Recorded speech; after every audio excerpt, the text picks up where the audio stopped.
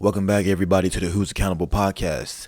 My name is Mahaya Abdul Kawi. I am the host and creator of this platform, as well as a founder and a representative of the Accountability Party for Human Rights. Thank you for joining me for this video. Who we are, just a quick introduction, and just kind of breakdown into this platform and for the organization. This platform is a place where myself and other people who will be joining me in the future once we're able to have guests on. This is a platform where we take time to discuss people and institutions that are actively every day doing what they can to diminish the livelihood of the working class people. On this platform, we will be discussing and breaking down things from a domestic standpoint to a foreign one as well, and just to highlight these people and these organizations that again are actively trying to suppress the working class people.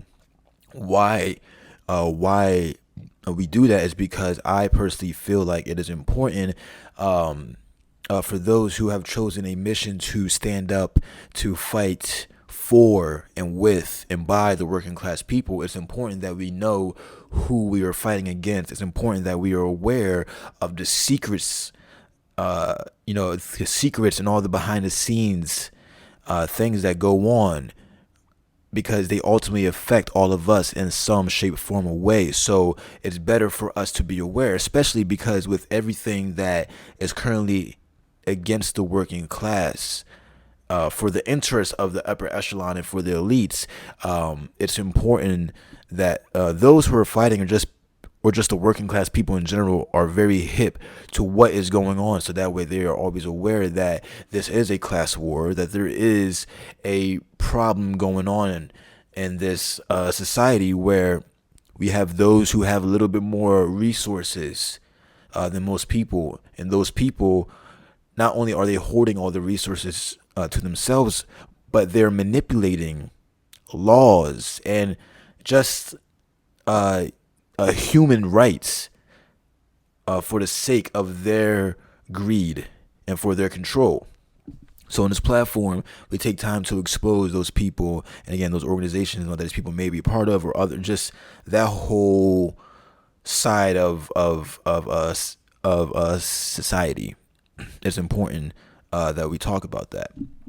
And the Accountability Party for Human Rights, we are a political vanguard organization, again. So if this platform is where we talk about the enemy, the organization Accountability Party for Human Rights, we are a collection of individuals who have chosen to better ourselves mentally, spiritually, physically, emotionally, so that way we reach a place where not only have we helped ourselves and we're able to, be of service and be a valuable human being to our families and to our friends, but we're also a valuable asset to our communities and to the world at large.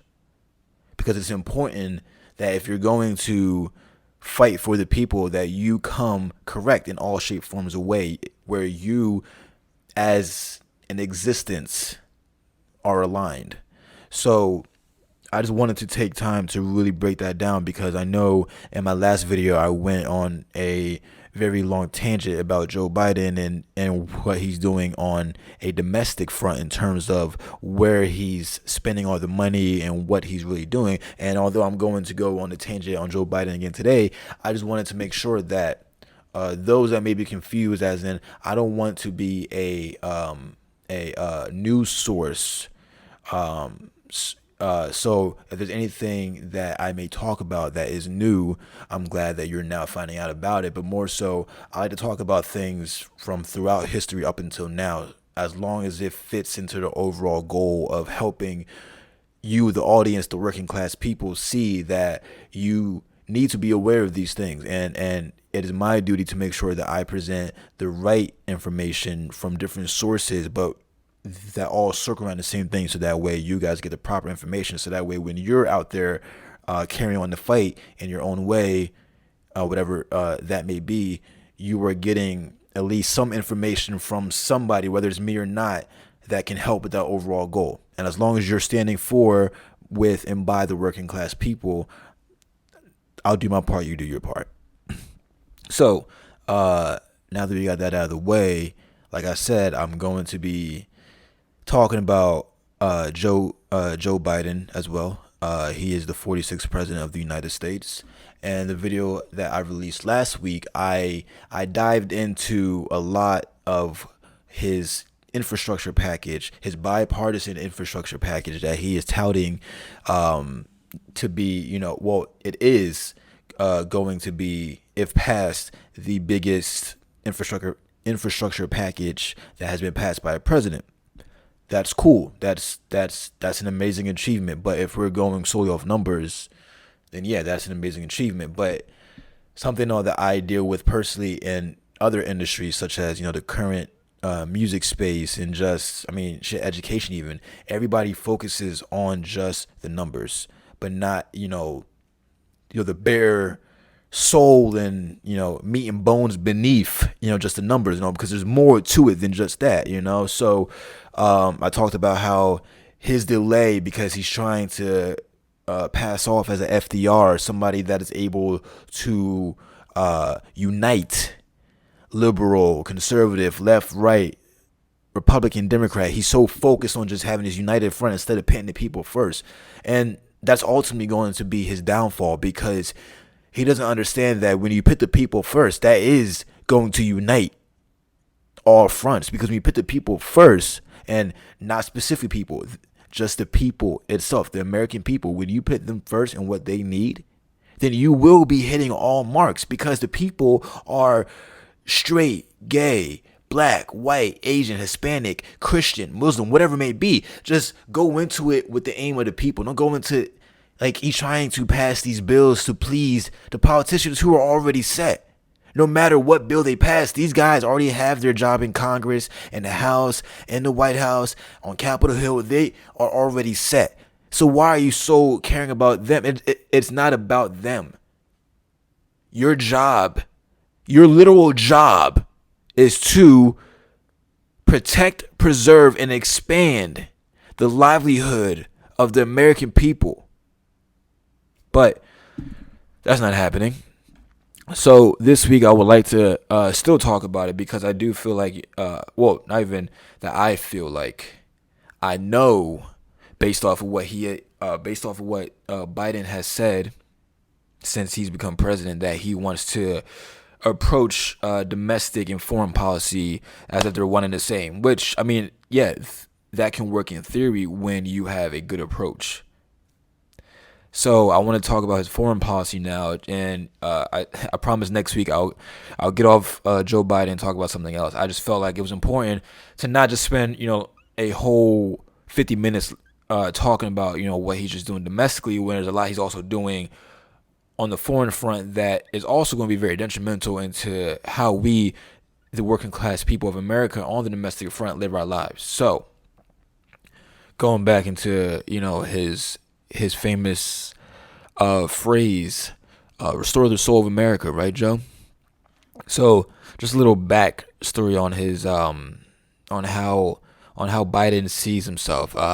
According to his staff in the White House, and his whole career in politics, he's tried to portray himself as his American politician that truly cares for how the international economy and policies affect us back home, which makes sense. I mean, in the time that he was in politics, I believe he's been around 80s, 70s. I could be wrong, and I don't know if I look into it, because I really don't care. But yeah, he's been around for a very long time in politics, where he has seen firsthand a lot of major foreign policy. I mean, he's gone through probably the beginning of the Middle East problem up until the 2000s, following 9/11. He's seen it since it first started. He's seen tensions. He's literally seen the end of the last Cold War. He grew up in the Cold War, with the Soviets, and then he saw the end of it.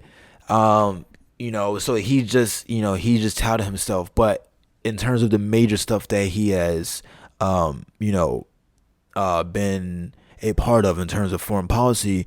During the Bush administration in 2002, he supported the invasion to Iraq, which is I don't know. I just had a thought about that, but I'm not gonna go into that. In his senator days, he was a member. Eventually, he was a leader of. He was a member that became the leader of the Foreign Relations Committee. You can see where his pride and his foreign policy starts to come in, especially this was during his senator days when I would say, is probably more. He was he was awfully quiet during the Obama administration. I would say how he is now, trying to come off as if he's, this diplomat that's very outspoken. No, you're not. But I would say he was more outspoken during his senator days, and I mean this kind of speaks for it. When he was running for president in the '08 election, he made frequent that he is able to handle both domestic and international policy. So again, this is something that he takes very much pride in his value to the American government. But it's also kind of sus that he would focus on that when he supported one of the most immoral decisions that we've done in the last 20 years, I would say. So, and to be proud that you took part of that. Even now, you can try to act like, oh yeah, we shouldn't be there no more. We need to get out. You still were a vocal part as to why we are there, which needs to be highlighted. And when he was VP, he handled foreign policy in Central America, some of South America, all the way to Eastern Europe. So yeah, and like well, I can't even say him.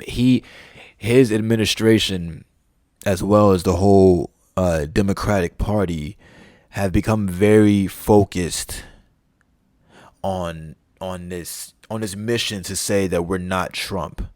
They're so focused on this. No, it's not even unspoken, because they literally say it for any chance they can fucking get. We're not Trump. We're not that. We're not going to be that. Which is okay.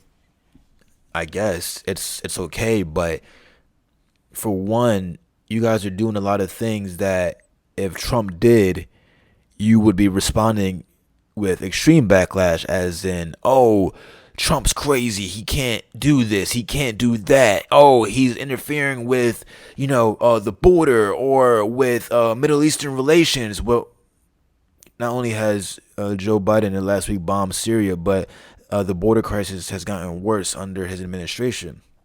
And again, I'm not praising Trump. I'm not praising anybody in these videos. If anything, I'm here to show why they're all asshats and why they are single-handedly destroying our way of life, and why always focusing on the fact that you're not Trump. It doesn't matter, because there will be a lot of people who would say Trump was a great thing to them, not just here in the United States. There's definitely a lot of world leaders who did not mind Trump being president, who actually were probably hoping that Trump would become president again. So you and your party spouting we're not Trump, nobody gives a fuck. Just be Joe Biden. Be the best Joe Biden that you can be.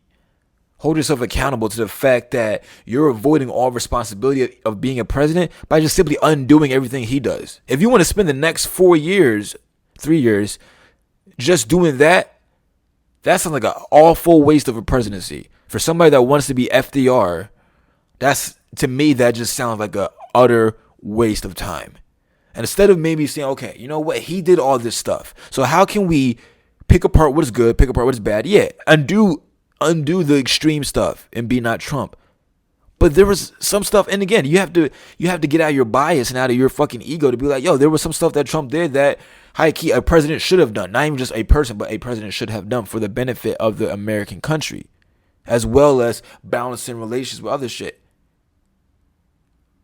So that whole campaign thing, it doesn't really matter. And it's only, if anything, he's falling into a cycle of what every president has done so far of the 21st century, and we've only had four now. So it's he's undoing everything that Trump did. Trump was so dedicated on undoing everything that Obama did. Obama was so key on undoing everything that Bush did to a degree. Because if anything, Obama just expanded on what Bush had already had going on. But it's that thing where it's so focused on just undoing what.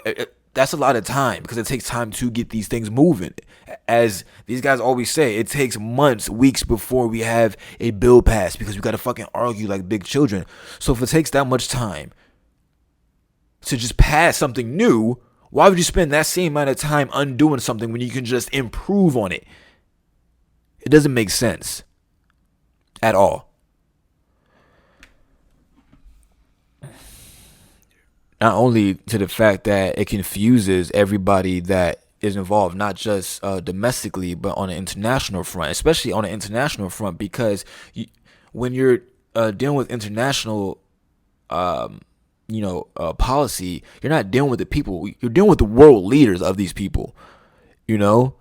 Like, yeah, I hope every human on earth has a thing, but if you're a world leader, you can only talk to the world leader of that country. So it'll be bad if the people were involved. But again, you have the leaders out here getting used to a certain way of doing things from the prior administration, only to having to readapt to you. It's a clusterfuck, because there's no other country that has our exact way of doing elections and terms and whatnot. So it can be confusing if all we're doing with the short amount of time that we have for each person is flip-flopping back and forth. It doesn't help out. And again, it creates confusion and it creates uncertainty. And if anything, it makes us look more vulnerable for attacks, whether they're physical, economical, or just straight jabs, like world leaders making fun of us. Like, we don't want to, for the country that's supposed to be the strongest and the richest, strong rich people don't want to be made fun of by other people that are deemed lesser. Come on. So I say that because we have this image of what we're supposed to be doing as the strongest, richest nation, so start acting like it. But again, we aren't the real villain. We're the kid trying to be this big villain. So yeah, on his first foreign run that he just did, Biden was touting what I said earlier about, he wants to approach foreign policy the same way that he approaches domestic policy. And yeah, I already said what I need to do that, but it's even like, it's, to me, that's just a very bold way to go about things for somebody that's not even a bold person. Your own cabinet, your own PR staff is scared to have you say anything. They're scared to let your VP say anything, let alone you. So for you to have bold action and bold statements and bold approaches, as if you're really going to have something that fucking matters, I'm sorry to say this, but it just comes off as like a lot of talk. You're doing a lot of talk. Okay, Biden, I know you're old, but it's a lot of talk. And he's putting forward that economics will be the driving force, like a key. If the American economy is fine, then the world economy is going to be. Really though, I don't like. For one, you're making money the end all be all, and that's that trickle down economics, trickle down ego mentality, where money is the only thing that matters in terms of a livelihood of people. But the last year of COVID showed that there's more than life than just making profit, because when everybody lost their fucking job, had to shut down, they started seeing all that there's more to life than just being a labor force. There's more to life than just, getting income to just spend. Like it is, yes, that is a part of society, but it's deeper than that, man. You have to care about people's livelihood, their education, their health, our transportation, how we interact, how we communicate. Like, these are things all that, like, China's out here China's out here flexing that, yeah, we have the infrastructure, we have the economy, we have the best healthcare and all this. Like, that's more impressive as a country, Biden. Like, come, just understand that's more impressive. So if you're really going to be this FDR force, somebody that literally addressed everything. Again, you can critique FDR all day long through no matter what, but at least FDR was hitting, like, he covered all fronts immediately. It didn't take him 4.5 months later just to even say something about it. And even at that point, for him to say, yo, that the economy, not only is he making money to end all be all, but the American economy is fucking screwed.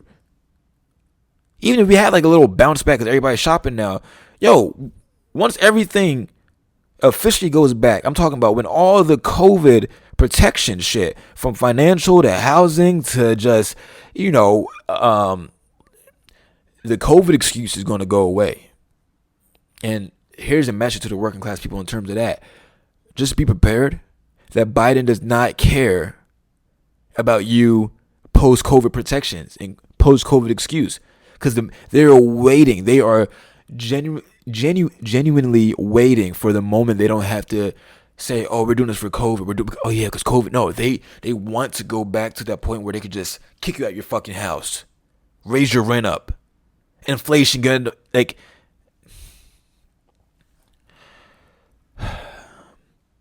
his administration says that he loves foreign policy and is well educated into such matters and believes that it's important in the overall American pride.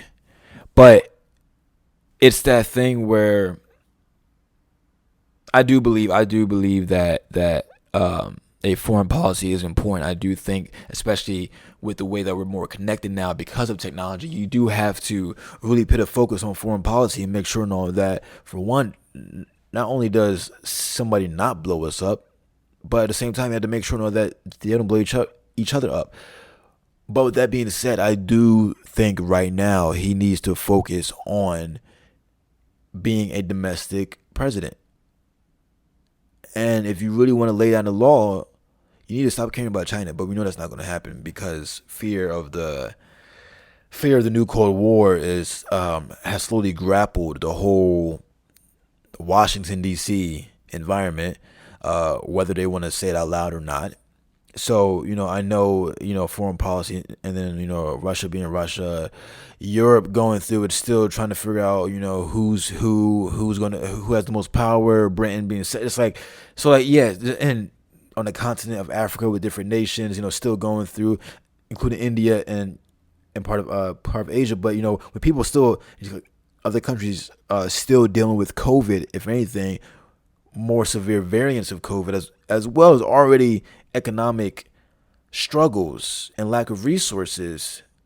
It's that thing where if we want to be able to help, it's the same way that I said in the beginning of the video. For everybody in the organization of the accountability party, for us to help the world, for me to be able to speak up the way I'm doing right now, I only speak up because I know I'm correcting myself. And when you correct yourself, you're able to see what's wrong with your neighbor. Because when you really get down to the root of who you are, why you're not where you're at in life, why you're feeling motivated, why you're dealing with this, why your mind feels overbearing, why your emotions like that, you start to understand that we're all connected in very common denominator kind of ways where, yes, individually, the help may be different, but the problem is still the same. And that's in a broader aspect. I see where we get bigger. In a broader aspect, you apply this to a country. You can't begin to fucking speak on what other countries do. You can't begin to tell another country what the fuck they need to do when your own country doesn't even have structure.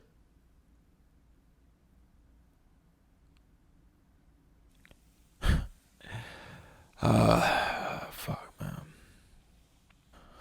Where was I at with this? China, during the Obama years, was started during the Obama years and surged through the Trump years, has become the U.S. main rival. Some would say just economics. I personally believe it's on all fronts. I think it's something that deeply affects, more so than just an economy, again, like a surface level kind of way. I think in terms of how, and again, China has this problem. I'm not defending China at all. If anything, I'm genuinely afraid of how they're going to determine the world once they achieve their dominant source. Sorry, America is so afraid of this. I think for the wrong reasons.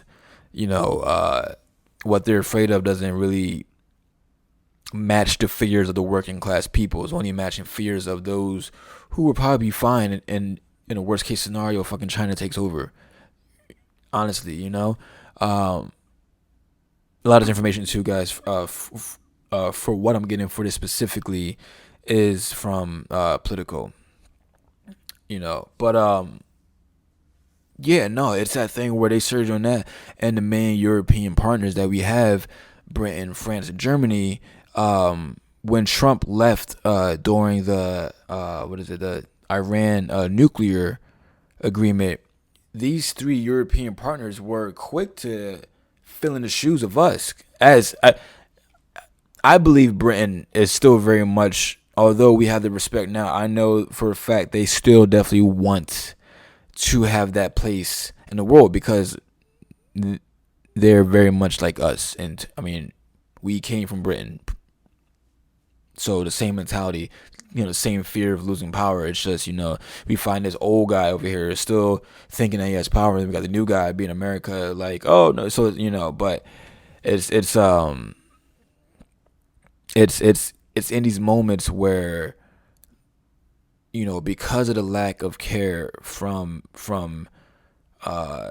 Trump and now being continued by Biden, you have Europe kind of taking the reins, whereas from, I would say, World War II up until recently, Europe kind of followed the way that America set things. Most of Europe followed, okay, if America does this, we're going to align because America saved us during World War II, so they know what's right kind of mentality. And China, of course, in Asia has been just like, yo, y'all think we're not going to rise. And I mean, like, come on, the last 20 years proves itself, But that's a very harsh place to be in, because I would say the state of America is the most vulnerable that it's been in probably since the Civil War, and for the same reasons, because we haven't been this polarized since the Civil War. There are so many countries that will look at this and see it as an easy target. If I am going to go out and fight somebody in the streets, I am going to choose a person that looks the most weak and broken. If I know that they're broken inside too, if I can just like see into their mind and find out who's going through the most shit in their life, where I know mentally they're not going to be able to fight me at their best, I'm going to attack that person. And if I think that way, which is very strategic, and you find it in a lot of different forms of fighting, military conflict as well, you'll best believe that other countries are viewing us with the same fucking thought process. They're like, oh, since not even Trump, since Obama, this country's been just slowly but surely just pulling itself apart. And it's mostly through culture wars, honestly, culture wars, and with the extra manipulation of the corporations, just playing around with our dopamines and our ego and our fucking mental health and how we interact with each other for the sake of their profit. It's like we're so fucking torn, In February, Joe Biden, he said there's no longer a bright line between foreign and domestic policy, and every action we take and our conduct abroad, we must take with American working families in mind. That's funny for somebody that is in favor and will not speak up and hold the corporations accountable. The same corporations that are hurting these American families, these American working families that he's talking about, that we need to think about. Why is it so easy for you to think about them when it comes to a press conference, but you can't think about them when you're implementing, these new bills? Why can't you think about the American working class people when you're patiently, probably not even caring, waiting on Republicans to pass off on a bill that can help them? I call bullshit.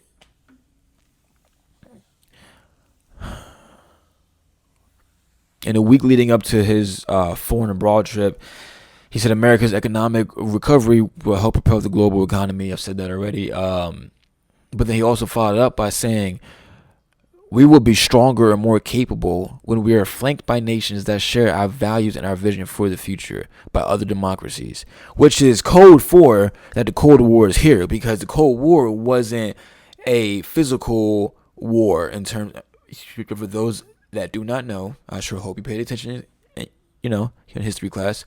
The Cold War was definitely more so a war and a race about ideological beliefs. It wasn't like more so like, oh, we have to shoot you guys, because I think and from what I have read, it was understood if we went to a physical war, these two powerhouses, the USA and the Soviet Union, it would be doomed for everybody in between. Same kind of mentality with China. It's like we can't up front just say, yo, we want to go to war with you guys, because it's going to be a lot of casualty. And guess who's going to be in the front line of most of those casualties? The working class American people, the working class people of China. Why the government of China and the government of the United States just put themselves first, And yeah, it's that's a very telling sign. And I love how you use fucking democracy. I mean, I'll talk about that in a bit, but him spouting the word democracy in our current situation is really kind of funny, because for us to be a democracy, the same working class people that he is talking about, that he cares so much about, should be there more involved with these decision makings. If the democracy was in place, we probably would have got the COVID relief package a lot sooner than when we got it. The border crisis would probably be fixed by now, because you're getting the ground level. When you're up here, you don't hear what the people down here have to say and all. But that's what democracy is, making sure that everybody from here to here can input and have a voice. And you can say, oh yeah, well, people vote, those who have the same interest. No, we don't vote for the same interest no more. We vote for, especially after Trump, we just vote for anybody that can do a job and be a politician, which means, being an asshole, because that's how people see politicians. So you're being voted to just be an asshole, and that's what we accept you for. Like the standard has really fucking dropped tremendously, But for him to say that we're in a competition between democracies and autocracies, which are a system of government where there's one major power, so like a king or a dictator, for him to spout that as if we are a democracy, and they call it China and autocracy. It's like, yeah, like maybe to a degree, but even then, like, it's a very modern version of that, and his take is just wrong, because there's no American democracy. That's not what we have. We live in a meritocracy society that has become a plutocracy. We went from a meritocracy society. I'm probably butchering the fuck out of that word, I know. Where the people who have a say is the people that have a say are those who have more abilities or more resources to kind of pass judgment on things and all that. Everybody else may not be capable of passing judgment on. And that's cool if those who have, more abilities are morally aligned spiritually inside, if they have the high ground, which in this case they don't, because you can just pay. And that's how it's become a plutocracy, which is a government ruled by the rich. It's because the ability to hold power is no longer just based on skill. As long as you have a certain amount of wealth, that is your superpower now. It's like Batman when he said, what's your power? I'm rich. That's what it's come down to. And I think it's I think just like a little side note too, just to stay on the front of his European tour that he did. He keeps bringing up that he's going to domestically and foreignly, probably that's name on a foreign front and a domestic front. He wants to have the same approach, right? But tell me why your bipartisan package, which is said to raise taxes on corporations and the wealthy Americans, which has been knocked down by both the corporate Democrats and Republicans, which is supposed to again tax the people who are getting away with cold murder and crime every year. He can't get that to pass, but in that same time span, the G7 squad, which composes of Canada, France, Germany, Italy, Japan, the UK, the US, and the European Union, which I'm guessing counts as one big country. I mean, they call it a union. They've reached an agreement recently that will make it difficult for the world's largest companies to avoid paying taxes by setting a set minimum at 15%. So how can you say that you want to have the same approach, but on a global front? And again, our country, the United States, is part of this little squad of countries. This same squad passed something that says no. If you are the largest company on an international front, you cannot get away without paying this set amount of taxes, minimum. But at home, you can just let the fucking Republicans and corporate Democrats say no, no, no in favor to protect the wealth. Where's the accountability in anything you fucking say? I'm not sure if it's because you're old or you're just tired or you're like, you didn't want to do this, but like, come on, man, just fucking say that then, man. Restore the soul of America, Joe, you fucking asshole. Meanwhile, Russia, who has become in the last couple of years more reliant on China for economic and other resources and trade, has carefully set aside, during this new Cold War that's happening between the United States and China, in response to a question that Biden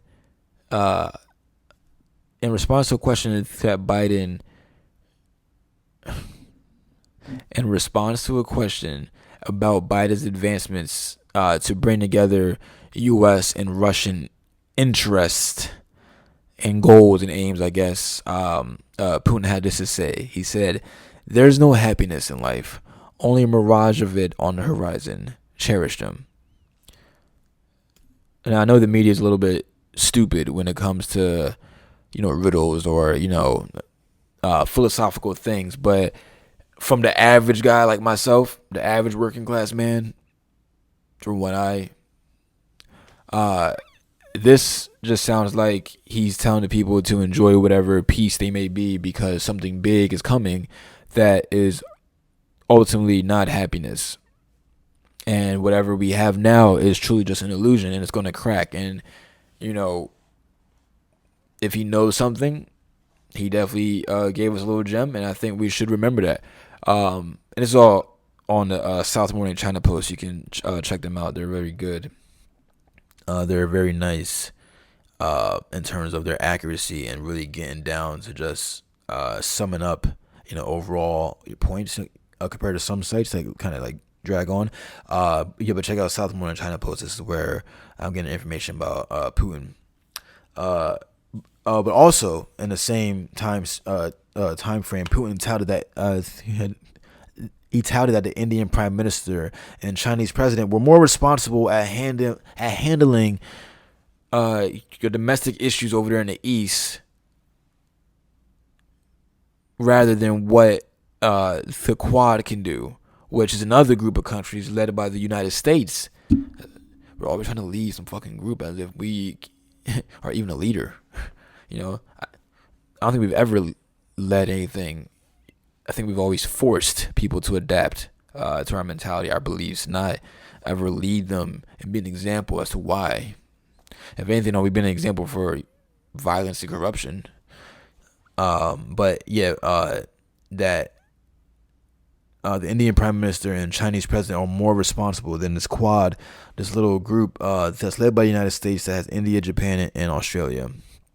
And I want to shout out to them though for this platform, the South Morning China Post, because they said out loud what most news sites are not willing to fucking say at all.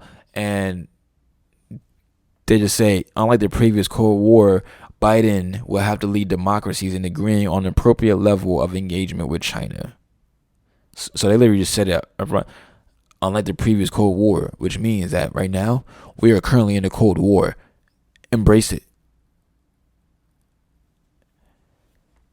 Which is interesting to have a meritocracy, a plutocracy hybrid state lead what they call other democracies. I feel like that's just going to set up the other quote unquote democracies up for failure. If they truly are democracy, then they should be very afraid by being led by a country touting themselves as a democracy, but ultimately just being a plutocracy, because they're not really looking out for the benefit of the working class people in any country. If anything, they'll protect the rich, but not them. But restore the soul of America, Joe. And so Southeast Asia is an important line of just stirring, in this new Cold War with the U.S. and China. On May 25th, the Secretary of State, he met with the Association of Southeast Asian Nations, and from what the reports I have read, I mean, you probably won't find this on mainstream media, but it went pretty badly.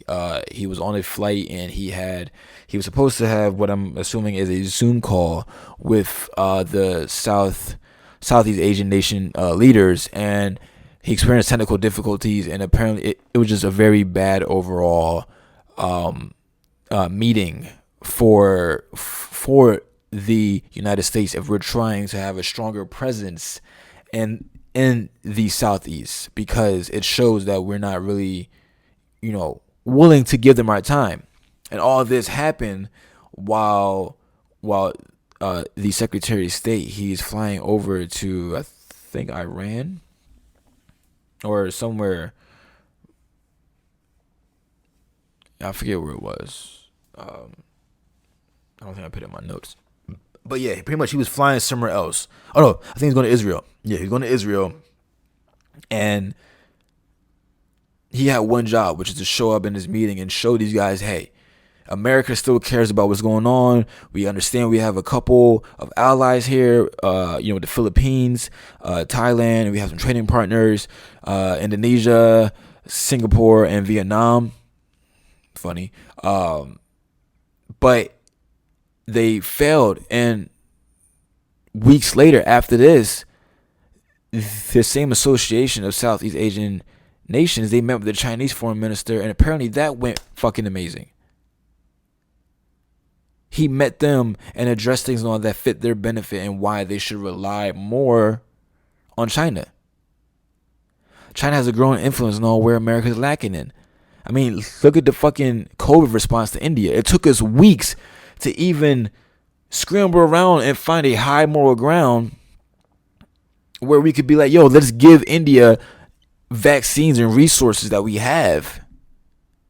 While China is giving out like a half-baked vaccine. Yeah, it was half-baked, but at least China was like, oh, we got to step up because that's what we do. Here you go. And Russia's helping them out too.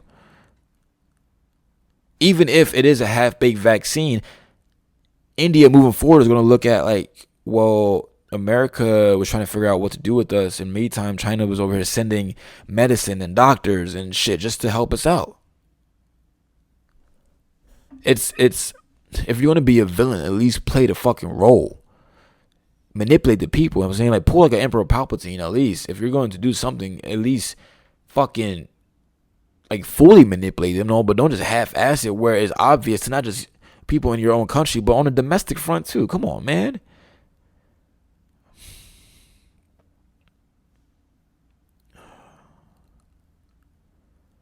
Yeah, honestly, I mean, oh, and a little like fun, just let to laugh. All in the meantime, while all this is going on, CNN is pushing Taliban, Afghanistan, Middle East conflict, talking about the rise in the Taliban has been that way since like 2013, 2014, since ISIS and whatnot, and really just like selling them. And it's funny because everything I've just said, they have not fully discussed about. If anything, they've been praising Biden for all he's saying. They've been praising Kamala for her fuck ups at the border and Central South America, but but they can't talk about what's going on and how these countries are starting to view us.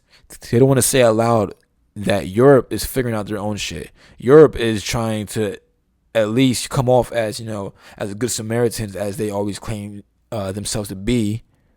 So that's something. You got China really just popping up in parts of Asia, Africa, some parts of South America even, where they're just literally just like, yo, we can be what America's not doing for you because we always have these fucking rules and guidelines that hesitate us if it's not in the interest of the, like, we have to calculate our own profit before we factor in, like, yo, is this going to be good for just the people that we're supposed to protect and uphold? There's no thought in that. There's no fucking thought at all. And for CNN to just take time to talk about, it's like, yeah, I get it, terrorism is that, but bro, for one, this is personal. Leave the Muslims alone. Two, they can figure it out. We've done enough there. We need to get the fuck out. It's been dragged on because we're still over there. If they figure, people are going to fight. That has been going on for thousands and thousands and thousands of years. Let them be the next to figure out. If you want to keep shooting each other, you're only hurting yourselves long term. We can't. We can't go over there acting like we're going to do something and, for one, never fucking help. Because you're wasting your people's resources and finances at this point. This earth is finite in terms of what we can do. So we have to start preparing on how to make this shit last. And this is why I say, so, to pretty much sum up everything I was saying, on the domestic front, like I covered last week, and on the international front, there's just a lack of focusing on what really matters in this new administration. For somebody that again is touting himself as FDR, FDR came in on domestic front, pulling in a conservative, liberal, left and right, boom. On the fucking foreign front, was like, yo, what do y'all need? Here's how America's going to step up. Fucking World War II came around. Here's how we're going to step up. Unfortunately, he died halfway. And then, all the bullshit continued. But, again, that's how he came in. Joe, you're literally moving at the pace of a turtle and expecting everybody to fall in line with that. These countries are already still dealing with COVID, but also at the same time moving forward. Because they see where you're lacking, so they have to make up for the slack. Because America has put herself in a position where the world has to rely on us. And the world is now seeing we can't rely on America if their own people can't even fucking rely on the government. How can we and other countries supposed to rely on them too? And that right there it's a global reawakening. Not just here in terms of people not wanting to go back to work. Globally, people are looking at America like, who the fuck are you and why should I trust you?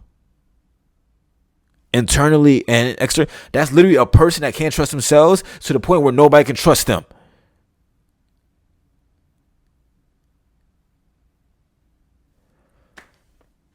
Inshallah, this message gets out to the working class people. Hear this and understand that the president who is touting that I care about you, I care about the American working families, don't believe any fucking thing that comes out of his mouth or his administration, because they're lying to you. Don't believe any little small victories that they may achieve, because any victory that they achieve is not for the benefit of you, it's for the benefit of them. This is a war against us, and all we're trying to do is live our lives as the working class people, and they don't seem to give a damn.